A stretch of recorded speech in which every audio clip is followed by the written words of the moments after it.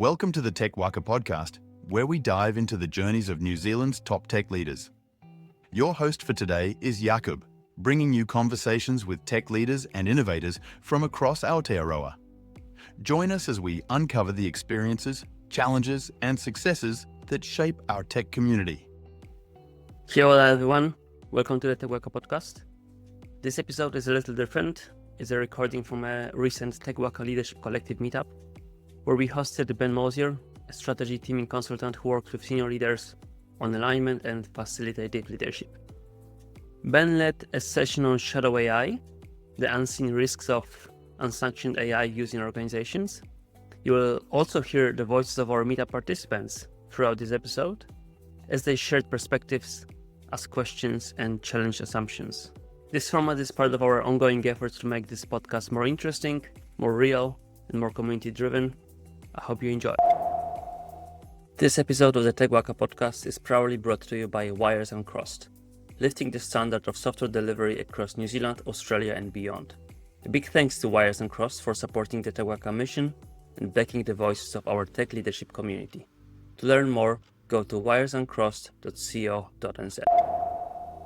Thank you for having me, and it's a pleasure to be here. My name is Ben Mosie, and my work is in strategy teaming. We do consulting with senior leaders to help them work on alignment problems. We tend to talk about leadership as facilitation in particular. When I talk about a topic like shadow AI, I'm thinking about it from the standpoint of how a leader engages with a team of people to create clear intent in order to address a challenge. And today's challenge just happens to be shadow AI. I'm going to call it an invisible risk because I haven't seen very much discussion of this topic until relatively recently. And I think I've been thinking a lot about how you prove that a human did a thing. And that led me down this path. So what I'm going to do today is share some of the thoughts that I've encountered along the way. None of these ideas are particularly bold and new. It's same kind of risk management compliance problems as we've had for however many years, right? Except there's just a new domain to work within. I think with that framing, we can maybe dive into this a little bit and have a discussion. So, to get started here, shadow IT or shadow AI, what is it? Do you all remember shadow IT? Yep, nods. Well, it's just like that.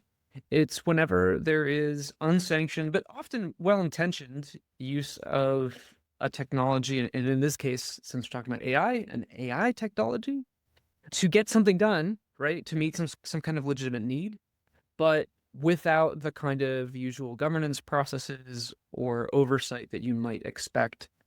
And the reason we care about it is because of the impact it could have on the organization, and I would say also the world. And AI in particular is an interesting thing to talk about because the sheer speed at which it's been adopted and pushed into individual people's hands seems quick, which leads me to think that perhaps if governance practices are still catching up on things like finding personally identifiable information on their systems or dealing with healthcare data properly, I suspect perhaps governance has a little bit to catch up on when it comes to new technologies like AI. As I said, this is not a new, totally novel topic. At least shadow AI itself has been discussed by a number of organizations in 2023, 2024. It's just the same shadow IT model, but applied to AI. So quick kind of temperature check for the 15 or so people we have on the call with us. If you would not mind opening up your chat box, so in the Zoom window, it should be towards the bottom. Along that bottom, it just says chat. If you could share with us your perception of how big of a risk shadow AI poses on a scale from puppies to alligators. Well, that might be a crocodile. I'm not sure. Where puppies are 0 and toothed lizards are 5. Okay. Wow. Okay. So we're seeing a lot of 4s. Anna, I really appreciate you helping us create a range of responses here rather than just 4s and 5s. So I appreciate your 3. Thank you. Okay, so I suspect we will have more to discuss than I guess we would otherwise have if I had a lot of work to convince you. It seems like we all are already somewhat convinced of the risks, which is why I think this is really interesting. So some quick definitions. When I'm talking about AI today on this call in particular, I'm referring to primarily generative artificial intelligence products that are widely available to consumers. Of course, in different contexts that are not this one, people will say AI and they will mean different things, and that is valid. It's just here we're talking about generative AI in particular. And I want to present this like spectrum of AI use and adoption because I think it's kind of helpful to baseline us on what kind of risks are popping up. So on the left, we have, an independent human performing work and then getting consequences. This is a mode of work that we understand mostly.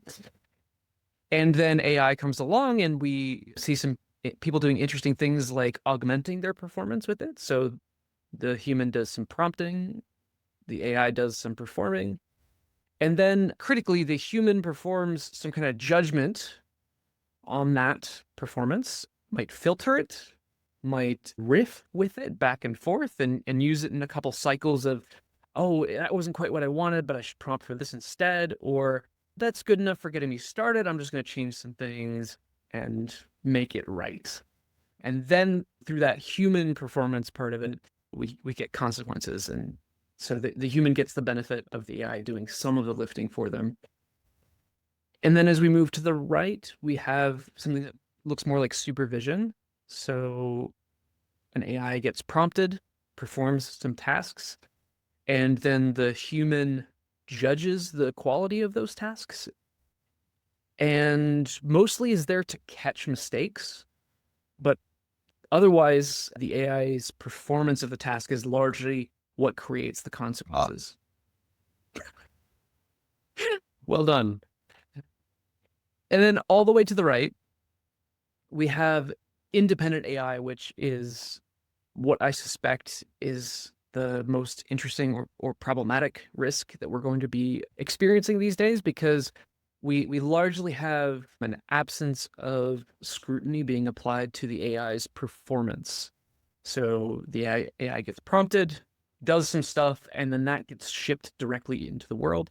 And I'm going to stand on a soapbox and say that when people copy and paste the output of their favorite AI product into something else without looking at it, without scrutinizing it, without applying judgment to it, I consider that nearly independent AI. And for the sake of our purposes today, with the risk that it creates, let's just call it independent AI. Copy paste doesn't count as human judgment.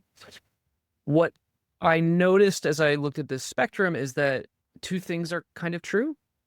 One is that with increasing pressure to adopt, we see sort of things moving from left to right. Like, it's no longer reasonable to just be an independent human. You're feeling increasing pressure to not be augmented, but to be maybe supervised and more likely be independently using AI products. And so the vast majority of the pressure is to have independent AI. We got to get there, right? Like, that's the future that we want. Is it? Interesting. I don't know. Maybe. And then there's also a corresponding decrease of friction to adoption from left to right. And so it becomes hardest to be an independent human who does things, to use AI in a way that is quite responsible in the sense that it involves human judgment in the loop is a little easier than just being independent as a human. And then as things move to the right, it's awfully easy to copy and paste now and just copy and paste wherever we'd like. Where? Into documents, into things that you send to your shareholders, into things that you show to real human users who might use that information and assume that it's true because it came from your logo. And I think that is deserving of some pause. So I've done some yapping and I want to open the floor a little bit to some discussion. What I want to ask is, What, in your experience, is creating this pressure to adopt this furthest to the right, most extreme form of artificial intelligence, generative AI products? What's creating that pressure? And I think it's coming from two places, organizations and individuals. I'm Just curious. from a personal perspective as a mum, I've got a 15-year-old son, and it's used quite a lot in school when they're pretty lazy, when they feel that the task is really insurmountable, and instead of applying strategies that they've learned from teachers, if they're pretty lazy and they haven't done the work, they tend to just put everything into AI, ChatGPT, whatever it is, and try and come up with something. And because they've not mature enough to understand that teachers can actually see a ChatGPT script easily, they're having to learn from that perspective. From a work perspective in IT recruitment, it's the first AI conference I ever went to was 10 years ago, and it's grown increasingly, and it's sold as you don't need as much of a workforce. You can get rid of your weakest link and hold up in decision-making, processing, etc. And as a recruiter as well, there's a lot of ATS CRM tools that are trying to incorporate AI as much as possible on the screening side of things with regards to recruitment. And yeah, there's a lot that can be done with it, but I do think that the human interface is very needed, especially for recruitment, because you're bringing two humans together, not two robots. Yeah, Yeah. Yeah. I really appreciate the perspective. This is very helpful. And I see some other responses in the chat as well. It's like Ash mentions the competitive advantage part of this. It's like, oh, it's the new thing that's going to give us the advantage. Everybody's adopting and we better be first, right? Fear of being left behind, Zoe shares in the chat. Absolutely the case. I really appreciate you sharing just the concern about, hey, you can get rid of some of the humans in your organization, some of the costly bunch. Yeah. That's an interesting perspective, but it is one that is common. Yeah. I think there is another aspect to this, which is complexity. So if we look at the complexity of things that we have to learn, to know, to deal daily, these things have been increasing a lot. Well, as we're evolving, mankind, blah blah blah, we have much more things to have in mind today than we had to 20, 30, 40 years ago. Having an assistant, smart assistant that can help you manage all those. I don't need to be a specialist in all of those fields. I just need to have some results from this thing and that thing, so I can focus on the other more important priority. So that thing also adds a pressure there. So when it's too much to manage, you can delegate something to that agent. Yeah. There's certainly a lot to be said there for the ability to access at least the appearance of knowledge, or at least knowing what words to use. This can be really helpful too. I think, especially if you're including human judgment in the loop on that, you can vastly traverse fields quickly in ways that you couldn't before, just to understand the massive amount of complexity. Yeah. Yeah, that makes a lot of sense. A couple more contributions in the chat here. Edwin offers a positive framing, is the desire to get ahead. Yes, absolutely. Anna mentions productivity. Yes, I recently wrote some letters to some corporations in order to participate in their bureaucracy because I needed to get some things done, and waiting on the phone for hours and hours wasn't so useful. So I used a local instance of Olama and wrote some sternly worded letters, fixed all the things that it got wrong, printed them out, and did that in about an hour. Whereas someone like me who likes to spend hours on a single email would have taken me quite a bit more time. So from a productivity angle, yes, absolutely.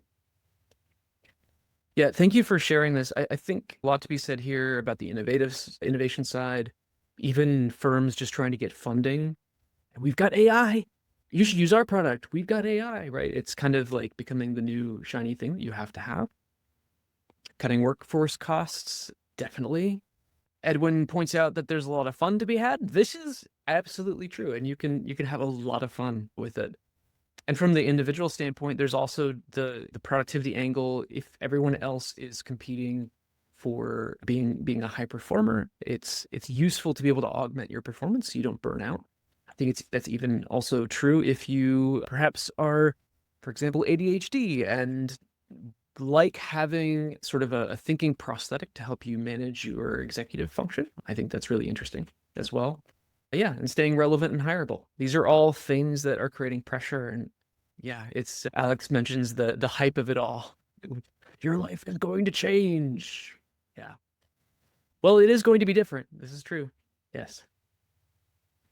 So I hope what I can say as a result of the discussion so far is that whether or not the organizations that you're working within sanction the use of AI, I would like to invite you to, at least for a moment, consider the possibility that it is already being used in your organization in ways that you may not be expecting.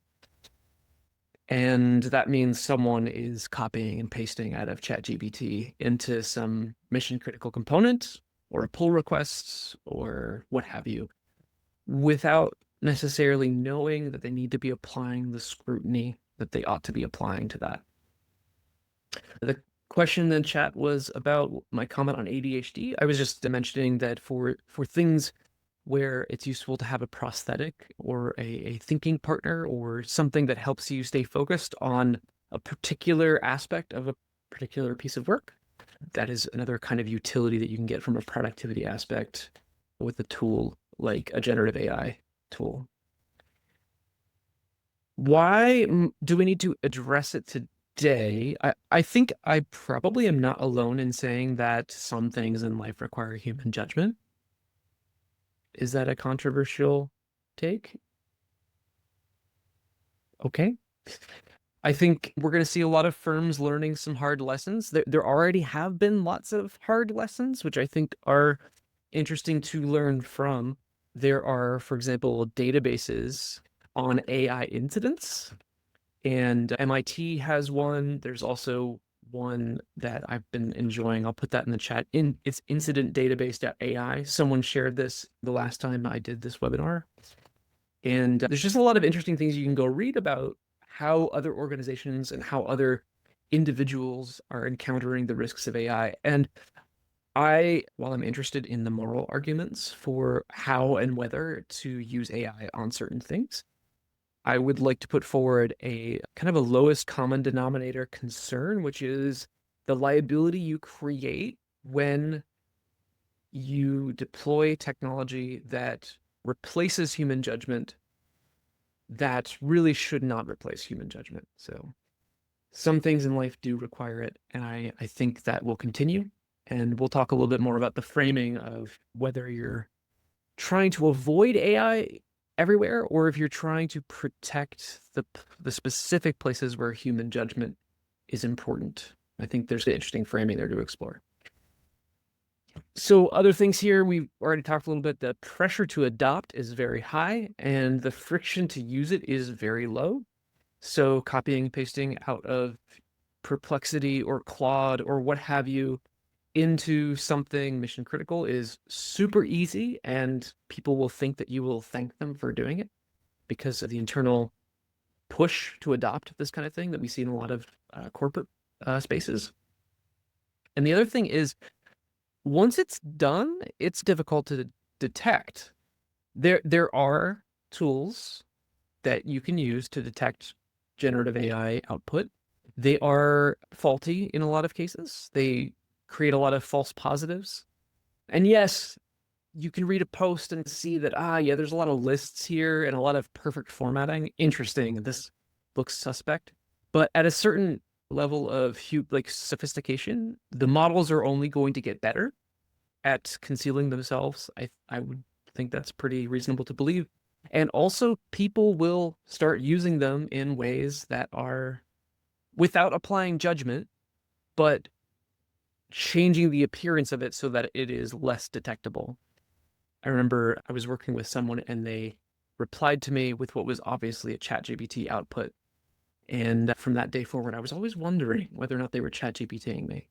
But they got pretty good at concealing it if they were.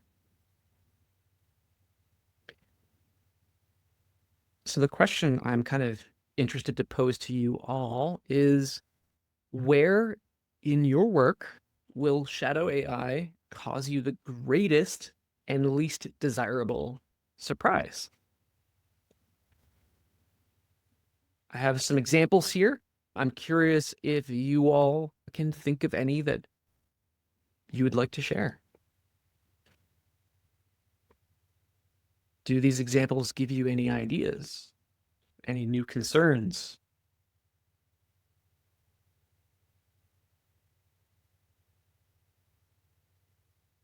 I think it's interesting to focus in particular on the assertions made to shareholders, because there's, at least in the States, you can go to jail if you do the wrong things with respect to shareholders. So if an analyst is putting some information together and summarizes something incorrectly or includes an assertion that is problematic, that could have some interesting consequences if you sign off on it as someone whose duty to shareholders is important. Just as a case example. Heard someone unmute. Got some ideas? Wouldn't that be the same case for a public marketing material? If you're making false claims in your advertising, you can be sued for that as well.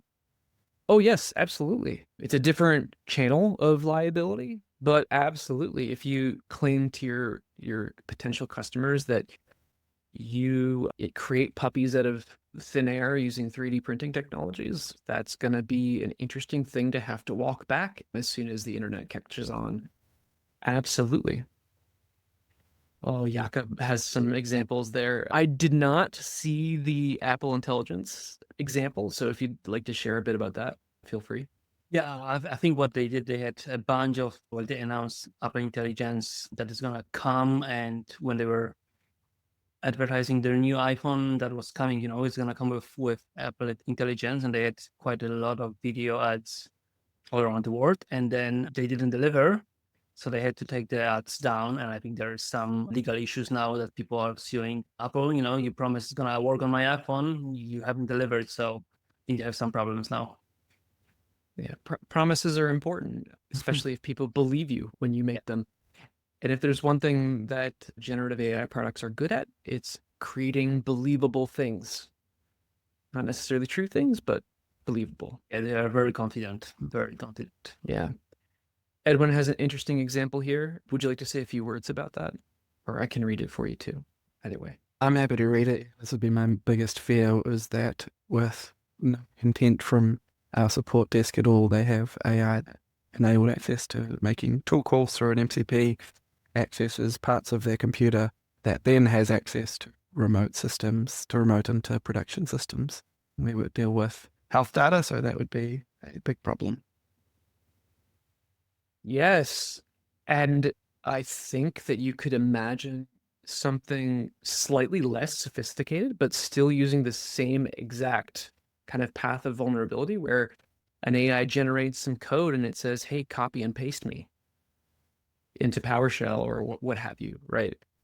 I think that that is a very real risk that is in play. Sue mentioned something about healthcare in the US or New Zealand. Yes, in particular, there's one product called Whisper that is in the artificial intelligence incident database, because it is a transcription tool for patient interactions. So the doctor's sitting down with the patient and this tool is transcribing it in the background. And apparently it was known to fabricate certain aspects of what we discussed during the conversation, and also said some problematic and racist things, I think, if I'm remembering correctly. You can open up the artificial intelligence database and look around for the exact story of what happened there. But yes, that this is already here, and the rapidity with which these things are adopted makes the stories about their misuse and problems, I think they're around the corner. In a lot of cases, haven't gotten out. I saw this other case the other day. I was trying to find if I could find a link. I'll have to look it up later. Apparently in the US, there's been a lot of cases of people using AI to create fake enrollments in colleges and universities. Yep, at a university in And California, this happened for Pell Grants in particular. Yes, and with that, they applied with those the perpetrators having those identities in their hands. They applied for student loans and assistance from the government. And after a couple of months, those IDs vanished into thin air, along with all the money that was deposited in the bank. Yep. I like this example because it also reminds us that it's not even just the well-meaning stuff that we have to be worried about. It is also the new threat vectors, that the availability of on-demand services to generate plausible, believable content, text, audio, video, images. We're in for some fun stuff there if you are into information security or any security generally.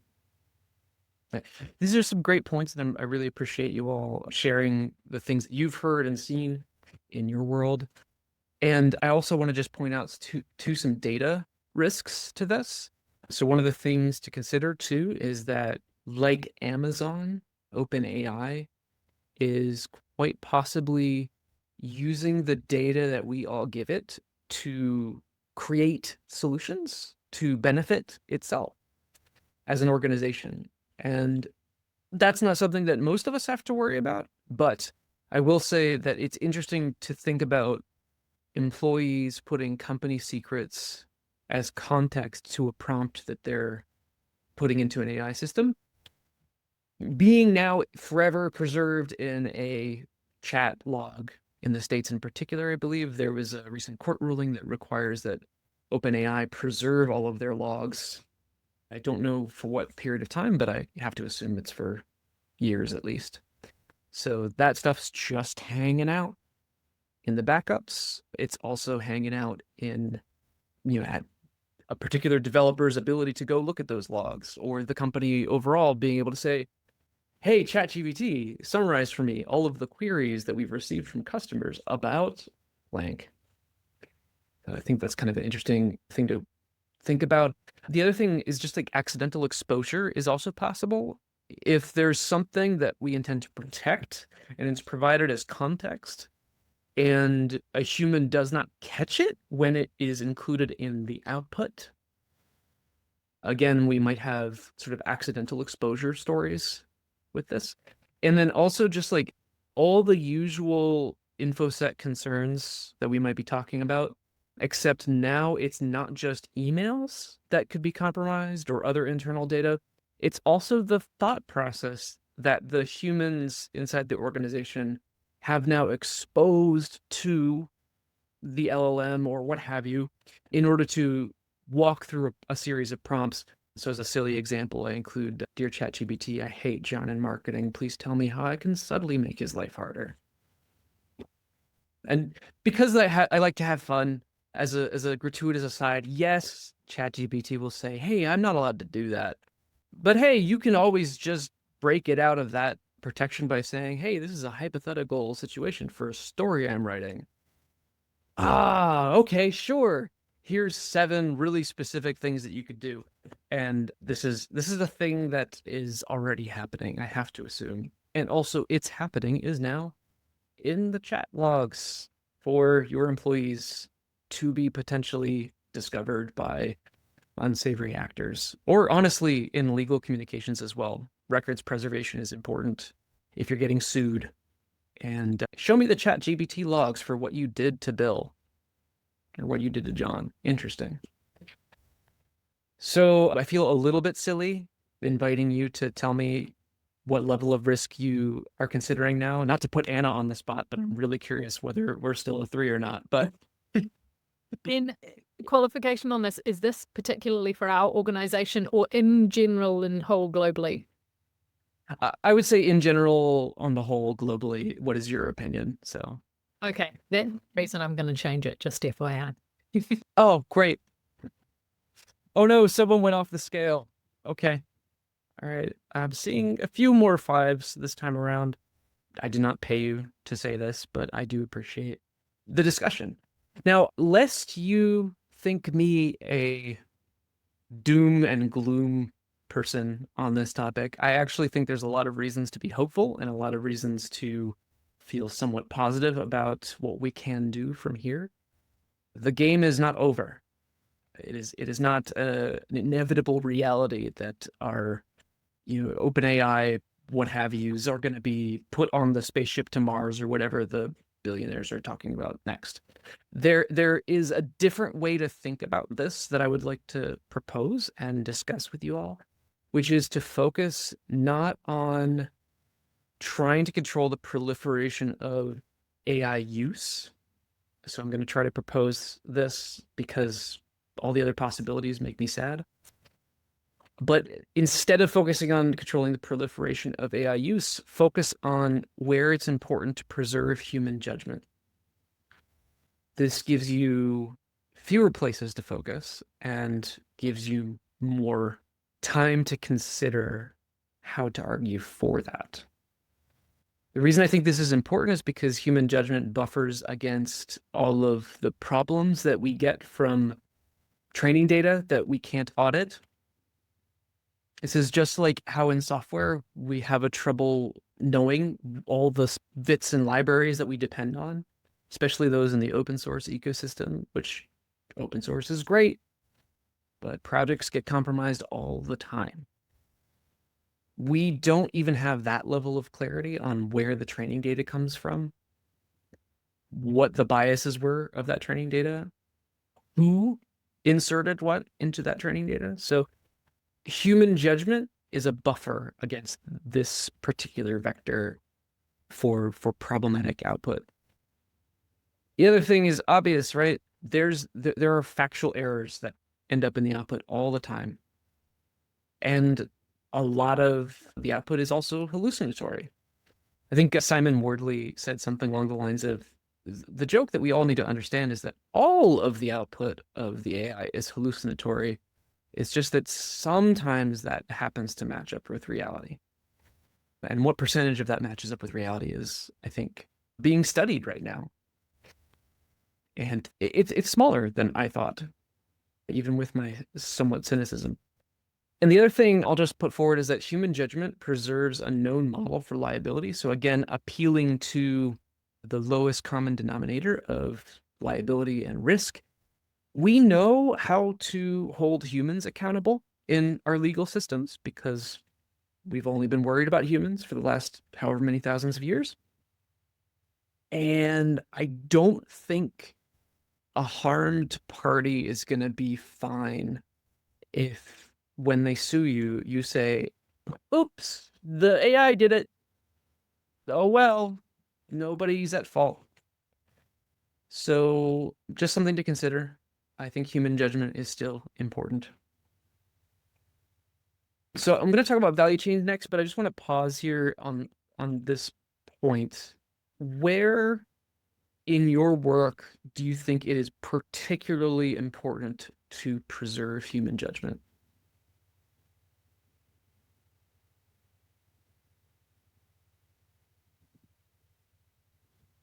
It's also in our case, we do medical recruitment and we do need to do credentialing of doctors that we place. So of course, that's a crucial piece that we do use human judgment to understand the credentials and making sure that we are compliant. And that is what we kind of can prove that it's correct and that's accurate. So certainly there. Yeah.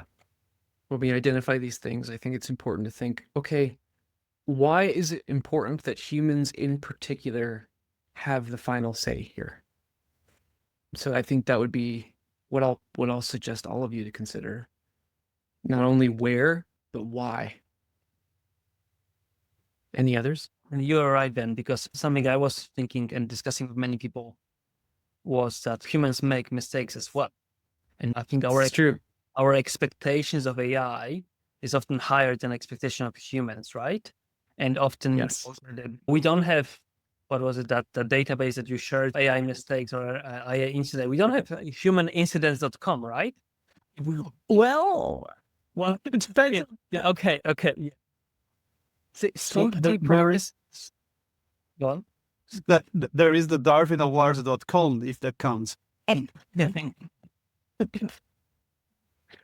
Yeah, but I think that our tolerance for mistakes is different. So humans are going to make mistakes. So I think your question, why it is important, is an important question to answer, because we may still have humans making mistakes. It's not a guarantee, but yeah, the question why I think is crucial here. Yeah, and I think there's like a window of time between now and some point in the future when we understand the kinds of mistakes that AI makes just as well as we understand the kinds of mistakes that humans make. I think right now there's a gap in that understanding where we're assuming it's infallible or assuming it's more reliable than it actually is.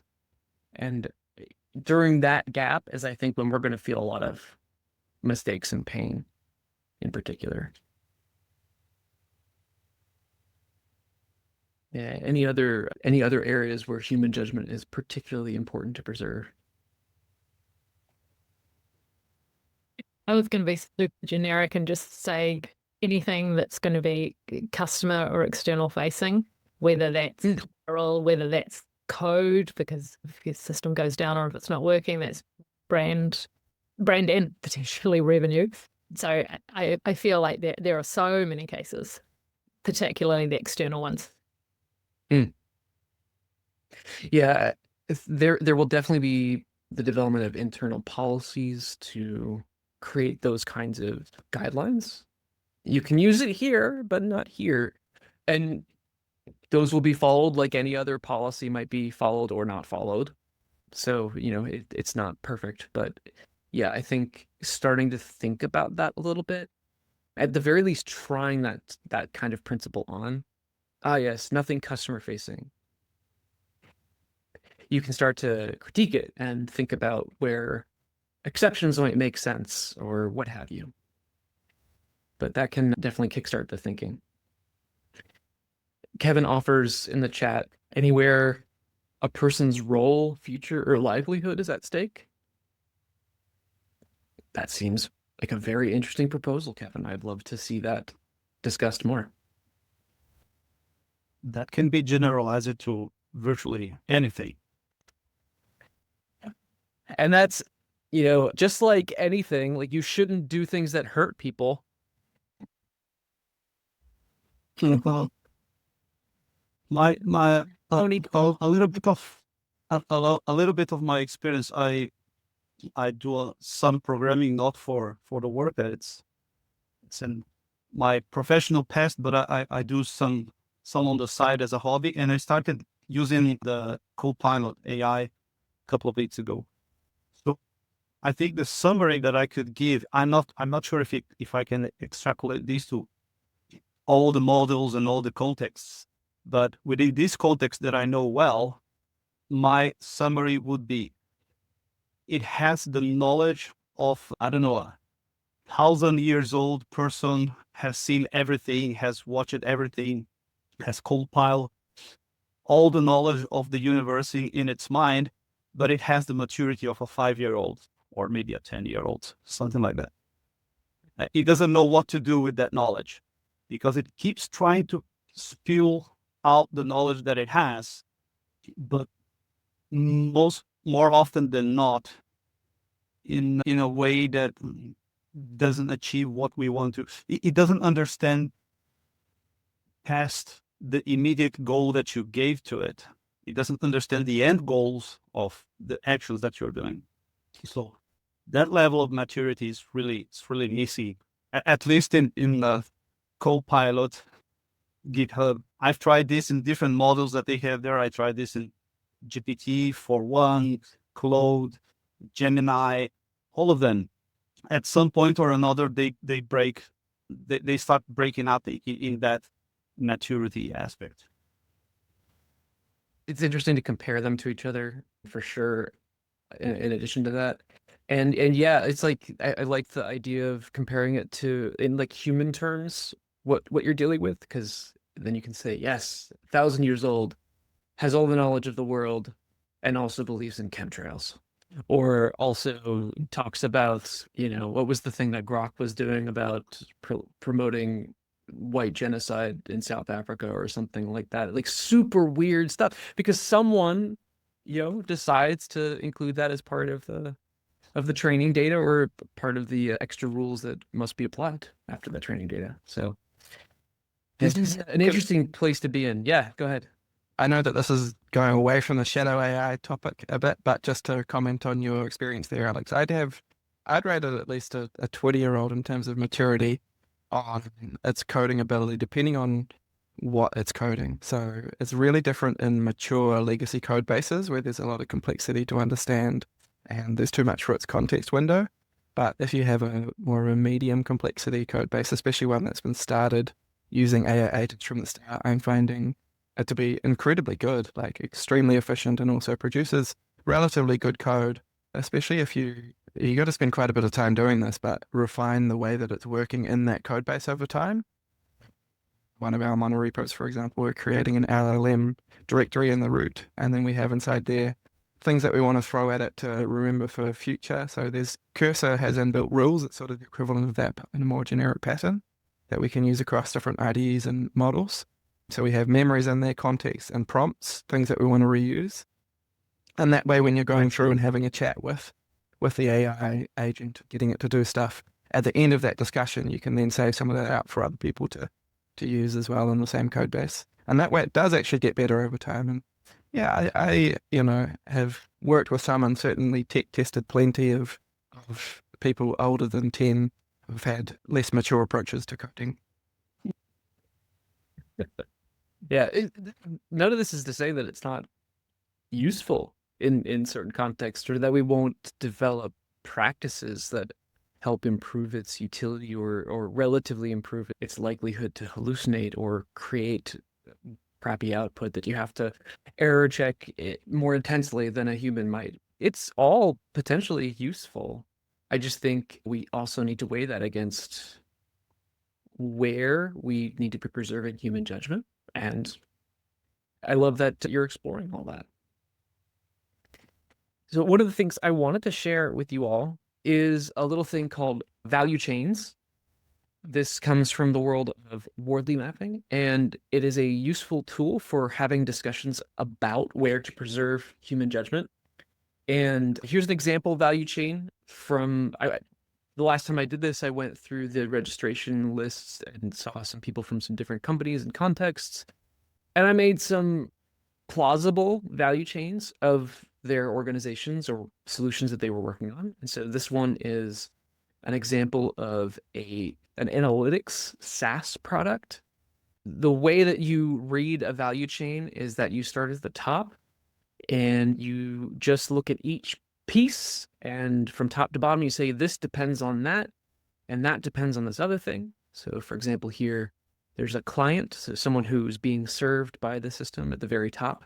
They depend on reporting about subscriptions, and that depends on the enrichment of data, and that depends on the ingestion of data, as well as some autofilling of missing customer data, and so on and so forth, all the way from top to bottom. So that's how you read a value chain. And there's some kind of like additional meanings that you can add to this if you'd like. So for example, we usually put the people who benefit at the top. So who benefits? Well, it's the client, and it's probably the buyer, and it's probably in some semblance our own company because we make money from providing this to them, and so on. Underneath that, I personally like to put the thing that they get from this situation. It's like, oh yes, subscription reporting, that's what they get. You could also make it more human, like they get warm, fuzzy feelings as a result of knowing the reports of their subscriptions. And then how all of this happens is down below. So this is just a dependency tree where we talk about the capabilities or different pieces that go of work that go into producing something for someone. So we've talked a little bit about this example, and I like to ask the question, like when we look at our systems, we, whatever it might be, we make a quick value chain. We say who needs us, what do we provide for them, how do we provide it, and you just say what depends on what depends on what, and you just sort of make an image kind of like this, and then you can ask, hey, where is it important to preserve human judgment? And after some conversation, you might notice that there are some places that are more important than others. So for example, I'd invite you to consider, there's a component here for automatically filling in missing customer data. How could that go wrong if a human didn't review the output? And honestly, this is a pretty tame example. A customer might see the wrong year that their company was founded or something like that in the data. How big a deal is that? I don't know. Whereas a different kind of hallucination might be more impactful. You have to look at the risk and say, well, what's the impact? What's the likelihood of this happening? And, classic risk management stuff. And so you can look at your system like this and go, where should we preserve human judgment? Here's another example. Someone from the State Department of some country that provides advice to citizens who are abroad. So citizens who are abroad need to be given advice about stuff that happens out there in the big wide world. Often this comes through in the forms like warnings content. So it's like a post on a web page. That post might include things like maps. Like, hey, you probably shouldn't go to this part of the country right now. That doesn't seem like a good idea. There might be aspects included like history. Here's why this is brewing or why there's violence in this section of the country right now. And also the country's own policies, which are based on intelligence and also available supports, like which embassies are out there in the world, right? And then, of course, like various kinds of support for citizens who are abroad, like emails, phone lines, email lines. Alerts are different than a person responding to an email, right? So these things are pretty important. And so if you're a member of this government agency looking at this, going, where is it important to preserve human judgment? You might have a different answer than our last example. You might point at it all and go, maybe we shouldn't automate the warnings content, or maybe we shouldn't have ChatGPT or what have you, or Dolly, or whatever, Midjourney, draw the maps of Iran or whatever, right? Maybe not. So part of this is creating good boundaries here, whereas maybe you might want to use AI more carefully in other contexts. This is a dramatically different example than the last example. Lots more things to go wrong here. And here's a more balanced example. It's for, think of like a collectibles company. What's your favorite video game characters? I'd love a collectible of Mario or something, right? They have an e-commerce storefront that depends on listings for various products. Each of those listings have images. Each of those listings also have safety information and descriptions. And so you could look at this and go, I wonder where we should preserve human judgment. Probably in the places that involve safety, and also the places where all our lovely nerds will be very mad at us if we get something wrong. So maybe when we have lore that feeds into the descriptions, we shouldn't just assume that the LLMs will know the right lore. Silly example, but I think it's useful to sort of kickstart your thinking about how to do this kind of analysis in your own organization. Again, when we go back to this, it's just who's, what's, and how's. Who do we benefit? What do they get? How do we make it happen? And then the question, which is, where do we want to preserve human judgment? Does all that make sense? Any questions about this technique? Happy to talk about this offline as well if you'd like to learn more. It's a pretty simple technique. Okay, and just to sort of wrap us up on a little note of hope, and then we can maybe have a little discussion depending on how much time we have. What I'm hoping to offer you is some clear ideas of what to do from here. I would highly recommend helping your teams explore how to build risk profiles of the responsibilities that you have as an organization. So the value chains that you are responsible for, understand the risk surface area across which it is important to know where you want to preserve human judgment.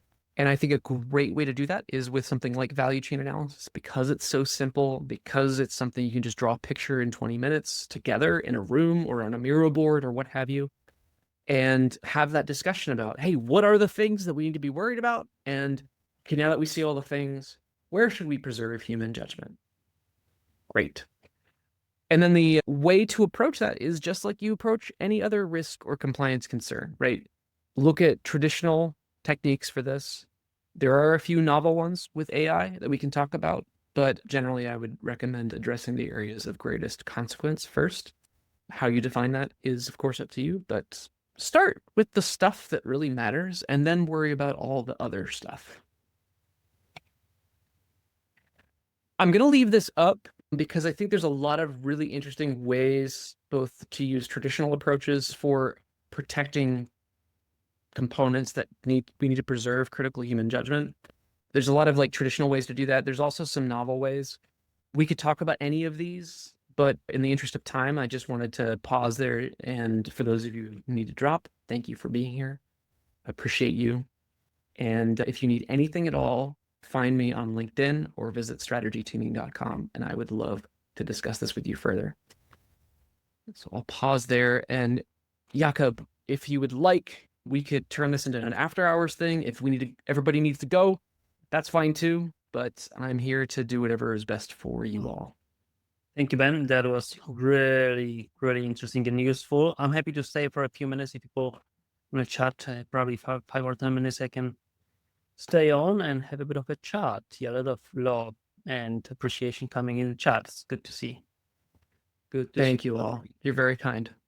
If people want to hang out and have questions or discussion points, yeah. What's on your mind?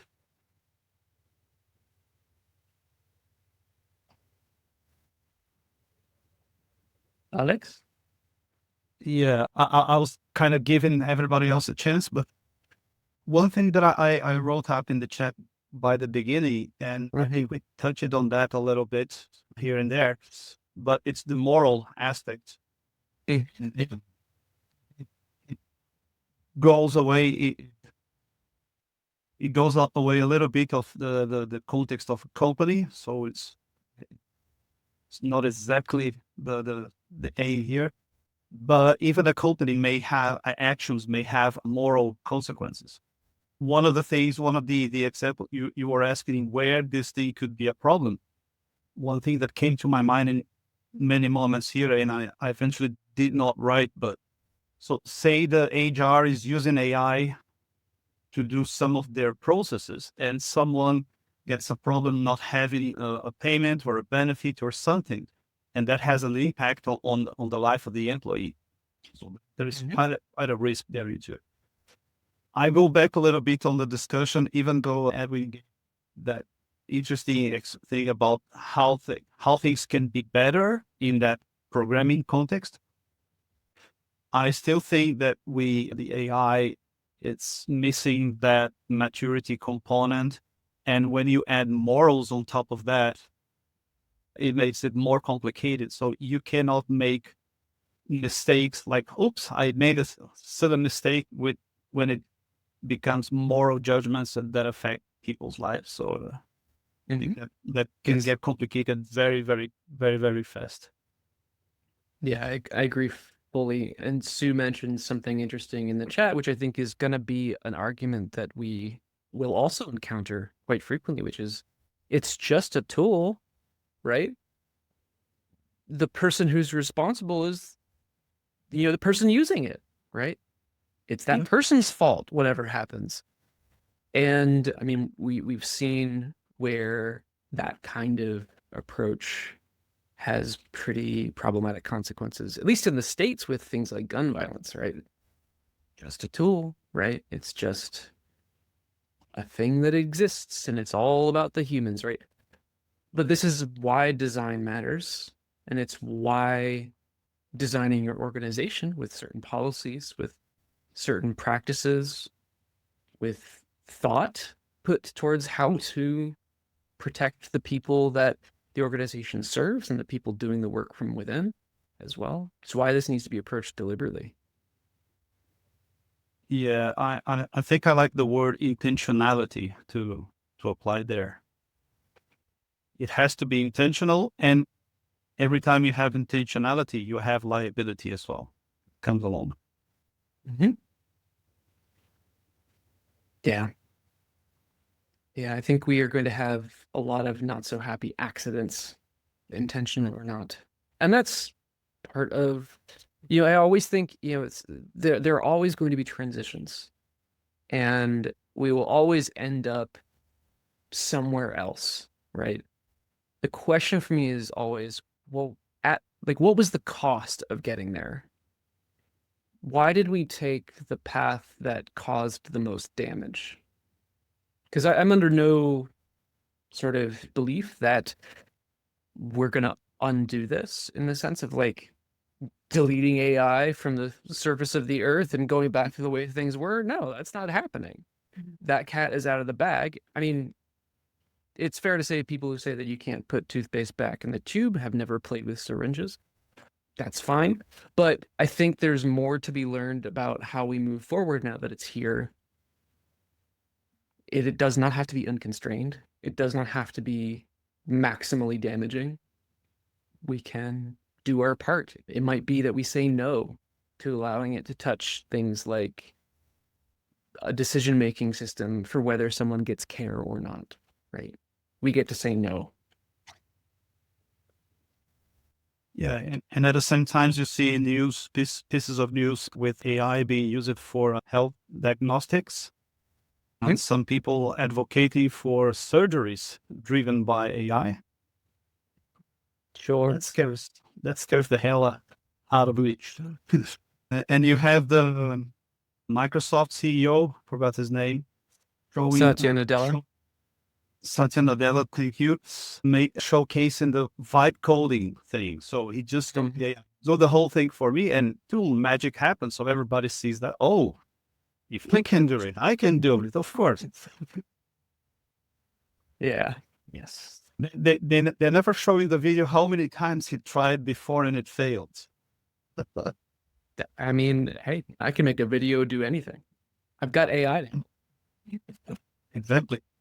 It's an interesting world to live in, and without getting us dismissed as people who only want to talk about the fear, uncertainty, and doubt, I think it's interesting to use, in particular, the liability framing to get the attention of people who can make decisions that we cannot make ourselves, and to just be very sensible about this.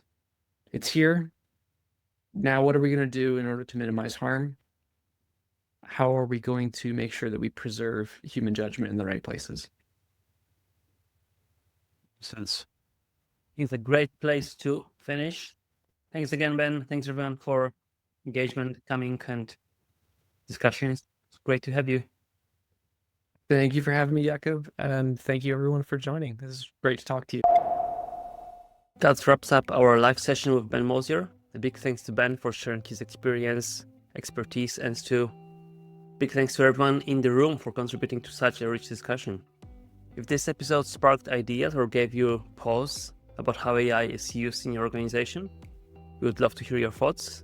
Add a comment on this YouTube video or on this podcast, wherever you listen to it. And if you're based in New Zealand and want to be part of the future Tech Waka Leadership Collective meetups, head to techwaka.co.nz or find us on meetup.com to join the community. Until next time, stay curious and keep leading with intent.